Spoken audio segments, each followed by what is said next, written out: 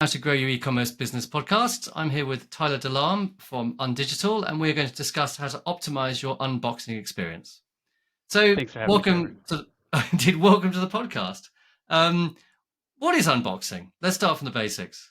Sure. So the unboxing experience, it has a couple different definitions. Most people are going to know it from the YouTube videos that they watch, right? Of people unboxing things. Um, with what we do at UnDigital, we try to think of the unboxing experience as a marketing touch point that marketers need to optimize. Okay, so it's interesting that because I have started thinking more about boxes recently, and I think that obviously sometimes you get things which turn up which have beautiful boxes, and sometimes things have got really horrible cheap boxes. But I think that it really depends what kind of the margin that the retailer has available. I mean, Sure. how important do you think it is? And I think it also is a thing that tends to be forgotten about. I mean, have you got any figures you can share about how important it is and what people think of boxes?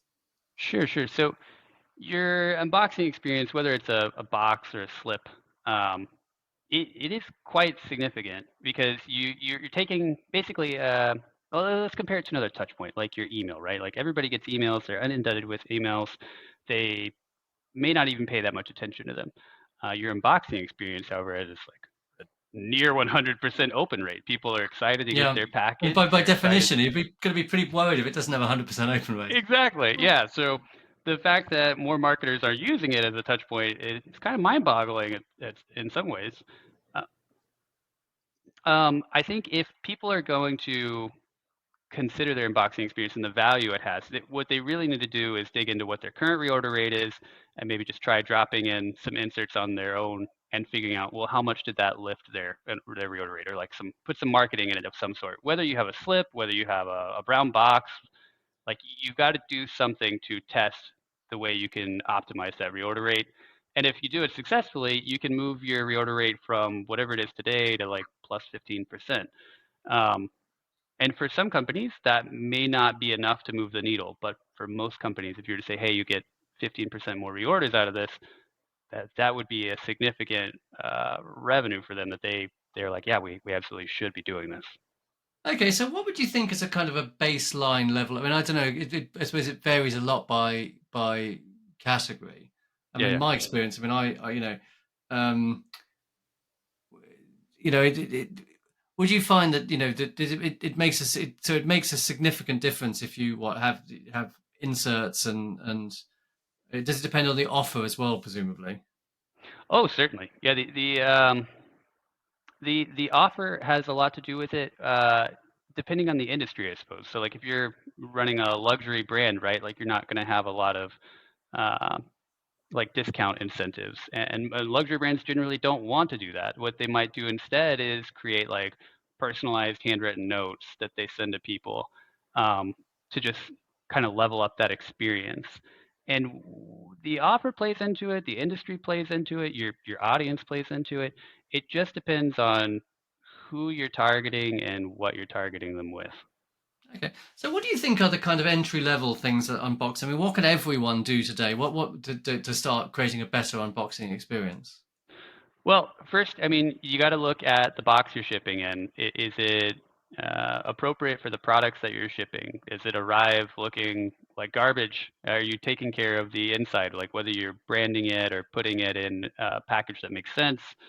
Um, then you've got to start looking at the marketing that you're using inside of the box. Like if you're not sending marketing in your box, I mean, it's literally just a few pennies. Like you might be missing a huge opportunity if you're not sending out a call to action and something that almost 100% of your customers are going to open up and go through. Okay, because I always found with putting inserts in, it's because you have to, if you've got an efficient system, right? Then you've got we used to you take the product, you scan it, it spits out like a postage label. I mean, Sure. we tried putting in inserts, and it was like we did the classic 10% off the next order or something, and we got almost no response. So we didn't use it. I mean, I was in the nursery industry, and I think reorder rates in the nursery industry are very low, but the effort of getting this extra thing and putting it in the box, and how do you justify that, and how do you make it easier? Sure. Like I said, the reorder rate change, um, really is going to depend on what industry you're in, right? So if you're in an industry that's selling maybe a product they're going to buy and use for a certain period of time, and that period of time is in multiple years, like managing your unboxing experience may not be the most valuable thing that you could do with your time.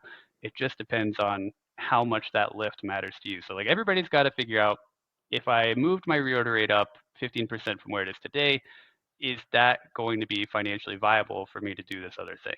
Because yeah, you're totally right. There is effort to put in inserts, whether that's you're sorting them out yourself, whether you're handwriting notes, or whether you're using an automated system like ours where it like spits out with the label. Everybody has to figure out what that lift is going to mean to them, and if it's worth the value they're going to get from it. Yeah. So do some people have handwritten notes, or is it kind of like a machine handwriting the note? There are companies that do the machine handwritten note. The issue with the machine handwritten note is just that it takes so long, right? Like it's literally a machine handwriting whatever length of note, and the longer your note is, the longer it takes. So I think most fulfillment teams don't have like 20 or 30 seconds to sit there and wait for a Yeah, note yeah, while yeah. they're packing an item. Okay. Um, the companies that we've worked with that were doing handwritten notes successfully, they had multiple writers that were literally in there in the fulfillment, just writing out a note and handing it off. So God, they that's had a like a lot of cost. That's a lot of cost. yeah. So you really have to have a great return on that in order to maintain that many employees to just get that done. And I mean, this was a Gosh, you got company that to was shipping thousands. really. Did they really think it was worthwhile doing that? For them, yes, it was. And it's just because they had a subscription model where it's like if they do something special to make people subscribe to this, it pays for that employee over a certain length of time. I mean, eventually, all companies are going to grow out of that, right? Because at a certain volume, you're not going to be able to sustain, like, all right, we have a building of people in the fulfillment center that are just writing notes. Like, there's not enough room in a fulfillment center for that. That's crazy. I don't think I'd even start with that. So Yeah. okay? What kind of offers do you see are the most successful in unboxing? Sure. Again, it goes back to the type of industry, but obviously offering a discount or incentivizing enrolling into your loyalty program in some way is great. What we recommend people do is go through a variety of discount offers if that's the route they're choosing. Let's say they're doing discounts, right? Like you don't want to throw in a discount that's insane, and you also don't want to throw in a discount that they could have gotten on your website. But we see companies do this a lot. So there's on the website, they'll have like a exit intent pop up that's like, hey, get 20% off your order. And then they offer that same 20% right out of their unboxing experience. And it's like, if you're not offering something new or unique, just offering it a second time isn't likely to make them convert. So whatever your offer is, it should just be unique to that touch point if you can do that. Okay. So what are the common mistakes that people make with the companies make with unboxing? Sure. So the most common mistake we see is that marketing teams just don't know about their unboxing experience, or they've just basically helped design a package and then kind of left it to fulfillment after that. And in a lot of cases, it is something that fulfillment needs to work on and work through, and their KPIs really depend on it being successful. So I can see why marketing has become so detached from the touch point. But companies, if they really want to be successful, need to get their marketing teams and their fulfillment teams to work together to figure out how to optimize the channel. Okay. So tell us about your product and how you help people improve get the most out of unboxing. What would Sure, be a sure. typical process you take someone through to get that 15% extra return customers? Okay, so what we do with companies, we have two different things here. So we have what we call an unboxing experience platform that ties into the order feed from the brand, and then we help them create campaigns so that they have campaigns that work function similar to your email campaign setup, right? So you've got campaigns for different audiences. When somebody places an order, the customer is matched up to the right campaign. It spits out in the fulfillment center wherever they're packing the packages. And then just kind of goes into the box. So we help them in that way to create these campaigns. Then over time, we track the customer ID along with the order to see, did they reorder? What did they reorder? And then we evaluate, all right, which one's performing well, which one's not performing. We'll compare it to a holdout group of people that didn't get anything at all in their package, and then determine like, all right, is this helping you? How much is it helping you? And then we attribute it back to the actual revenue from the orders. So that's basically how we handle the analytics portion. The process of figuring out like what their offer is going to be is a little bit different, right? We have to sit with the brand, figure out what it is that they're selling, how they're selling it, look at their other marketing initiatives and kind of compare it to what we could put into the box. And then we work with them to come up with creatives and develop the ideas. Um, and then we just measure those over time, and we continue to kind of A/B test them the same way you would with emails or ads, really. Okay. So, what kind of volume is required to make this work? Oh man, it depends on what you want to do. For instance, if you're doing again like the handwritten note, like I don't recommend doing that beyond like a couple hundred orders if you're literally writing them by hand. If you're trying to automate it yourself, you don't the volume doesn't really matter as long as you're with somebody that's offering it. So we do have partners at some of the larger 3PLs like ShipBob, for instance, who if you work with ShipBob, it doesn't matter what your volume is, and you could automate it through them. If you're trying to do it in-house on your own, um, I suppose the volume would have to be pretty significant because if you're trying to do it, let's say you're trying to do it like UnDigital does it, right? You've got to develop something that pushes your data between your fulfillment team and your marketing team, and then like enables the fulfillment team to print wherever they need in line. Um, and if you're doing that for one company, that's probably going to be tough, but it's possible. I was saying, what kind of volume? So, if you're running your thing, because I'm guessing there's a cost involved with it. Sure, You sure. know, So do you need to be doing several hundred orders a day to really make it worthwhile? So for us, like if somebody wanted to come work directly with us, it would need to be close to like 50,000 annual packages. So Yeah. it's pretty decent sized volume. Um, but again, we have like 3PLs that since they deal with many customers that have large volumes, that are just like, all right, well, we've already got the service set up here, so you just kind of bundle it with your fulfillment pricing, and then you just have access to it no matter what your volume is. Okay, so you say that so what you do is so the bit you do is it's spitting out the label, the extra label, effectively, because the rest of it presumably is up to the retailer. Um, so yes and no. So that we do handle the marketing insert, right? But we will help them by like reviewing their unboxing experience and being like, hey, this might need to be improved, or this doesn't really meet our current standards. And like we do tell people if you don't make these kinds of adjustments to your package, you could be losing money in other ways that you don't necessarily recognize. Okay, so uh, what kind of retailers make the best get the best value out of this kind of service? What was it? Fashion or subscriptions Oh, or fashion and beauty for sure. Like in the beauty space, we see huge gains, like astronomical gains in the way that they're doing business, and maybe that's just because they're able to send a much more personalized level of communication to the end recipient. Um, but yeah, we're we're actually researching this now, so they see like why is the gain so much more in this industry compared to some of the others. Yeah, beauty stands out. okay? Is it because of well, presumably it's a thing that people have to rebuy, isn't it? Yes, and what we've seen is that the all right, so personalization, right? Adding relevance to the marketing communication.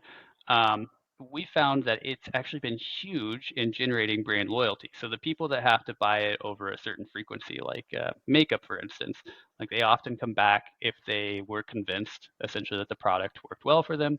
And so we see people that are able to send like a certain SKU. Let's say they buy this lipstick. Well, with the right targeting, you can say, all right, they bought this lipstick. Here's this insert that talks specifically about this lipstick, and then here's all the benefits. Here's some like UGC that they can scan and go check out, or like here's a tutorial on how to use it. Um, in some cases, it's like here's a routine that's like fits the other makeup items that you've bought. One of the main reasons I think beauty performs so well is that a lot of these companies are using um, like surveys and then these forms that you fill out on the site to like collect information about what your beauty routine is like, where do you shop, what do you look like, And so we can send wild personalizations. Like we can send them essentially like, here's the product you ordered. Here's a person that looks like you in the marketing using the product, like all your features, like your eyes, your hair color, your skin tone.